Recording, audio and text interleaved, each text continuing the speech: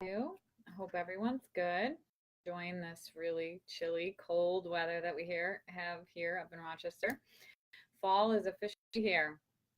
Okay, so tonight I just wanted to give you a quick recap on coping. So the last couple weeks I have been talking about coping skills and just general coping skills and then specific to anxiety, depression, and grief.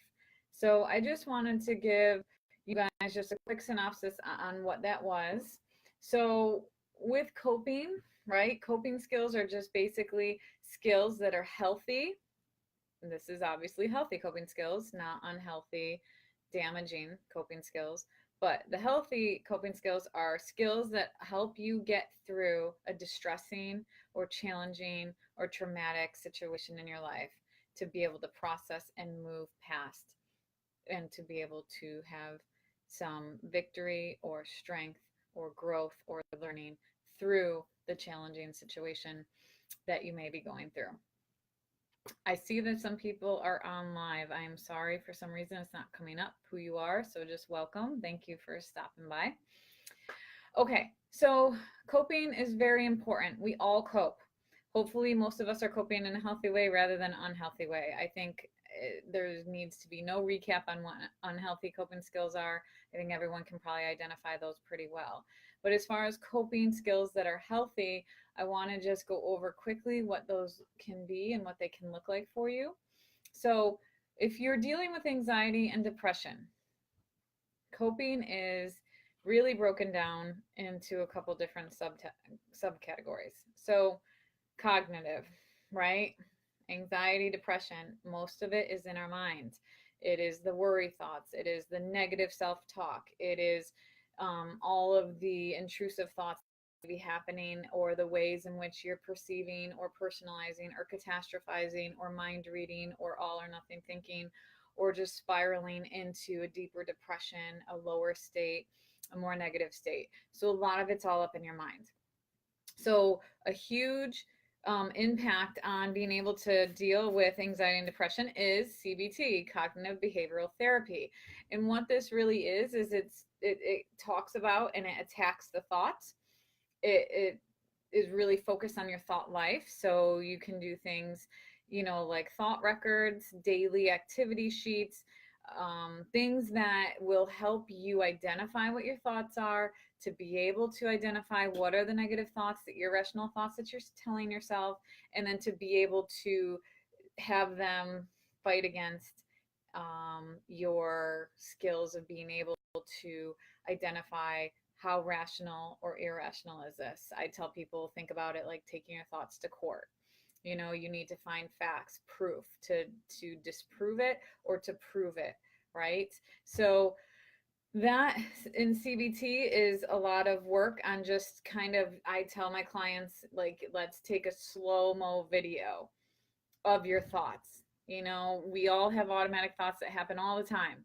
Most of you can probably tell me that you have driven home from work and maybe experienced pulling in your driveway and asking yourself, oh my goodness, I don't even remember how I got here. You were just kind of on autopilot. You don't think about how you get home because you do it so much. Same with showering. You don't really think about how you shower, you just do it. So our brain is very efficient in the sense of when there's something we do over and over and over again, we categorize it, we condense it, and we put it in a sense of autopilot in our brain so that we don't have to use energy to think about every single move of an automatic repetitive behavior. Okay. So that will happen with negative thoughts or worry thoughts. It will become so automatic, you're not even aware of yourself thinking it. So I tell people they need to kind of do the slow-mo camera. If there's a situation, let's kind of go very slow. What was the next step? What was the next thought? What was the thought after that? Like, let's figure out what you're telling yourself in those milliseconds of an event occurring or something happening. Okay, so CBT, a lot of cognitive behavioral therapy to attack thoughts, to be able to replace it with new healthy coping thoughts, more rational thoughts, more realistic thoughts, that will help you to start feel better, to decrease the worry, to maybe get out of the depression. Also, we can go to prayer, your faith, right? That can be a very good, healthy coping skill, that you can go to something that's bigger than you and rely on that and to trust in that. So, going to God, going to prayer, and just giving it to God, and to be able to find scriptures that will encourage you and help. And again, scriptures is a very good, healthy, realistic thought, belief that can replace an irrational thought or fear.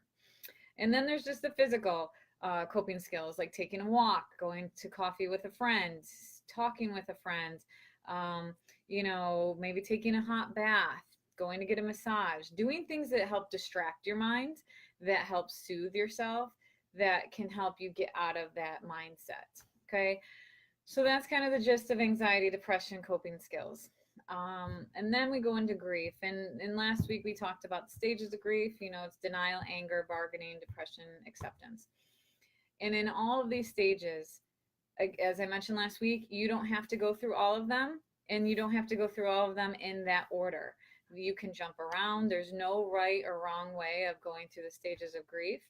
Everyone experiences things differently, and you may even find yourself experiencing grief differently depending on the loss, right? And loss can be in the sense of a person, whether it's a breakup or loss to death. It could be in a job, it could be in a home, maybe move away. You have that loss of that sense of home, hometown. It could be loss of a pet, loss of a friend, etc. So grief really can come in all different shapes and forms for people, and you can experience it very differently. You don't have to do all 5 stages, and you also don't need to do them in any certain order. But within each one of those stages, that there is coping skills. And the biggest one is to be able to talk, to be able to accept. And well, first you need to identify your feeling, but then accept that feeling, sit in that feeling, process that feeling. And you can do that by way of journaling, praying, talking with a friend, going to a counselor, being able to sit in the feeling, to experience your feelings, to know your feelings, to accept your feelings, and to be able to process through them. Because when we don't do that, we just suppress it, we just keep pushing it, we try to deny it, and it will come out in a different way, because the only way to get rid of a feeling is to process through it. We can't ever just will it away. You can't just push it away so much that it'll never come back, because it's always there. So it's really important, especially with grief, that you allow yourself the time and the grace to be able to get through, and to be able to allow yourself to process through the feelings and to experience them.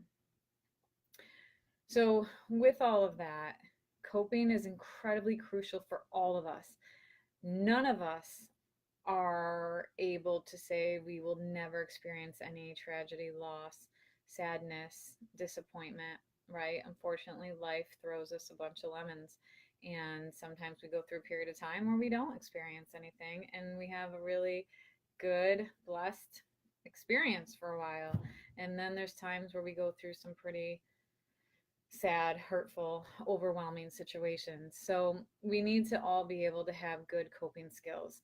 And if you feel like you struggle in that, or that emotions are so intense for you, or you feel like you just can't control your emotions,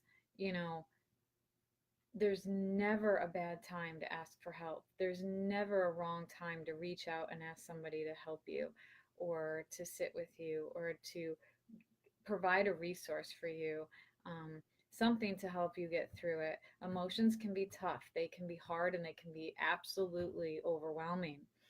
One thing I like to tell people is just don't allow your emotions to run your life, because emotions vary, and they can vary throughout the day.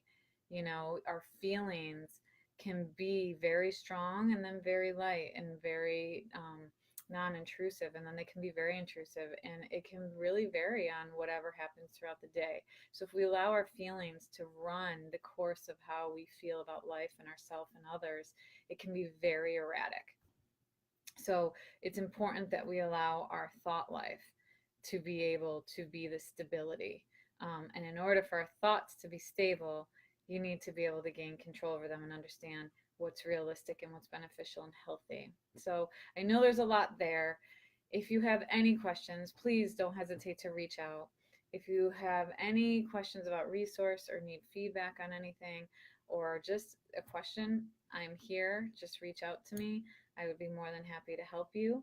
And I hope that you all have gained something from this. I do have blog posts about this for further detail if you want to read them. So I hope you all have a great night, and I look forward to next week. And just stay tuned to Facebook and Instagram for what that topic will be. All right, guys, I hope you have a great night. See you next week. Bye.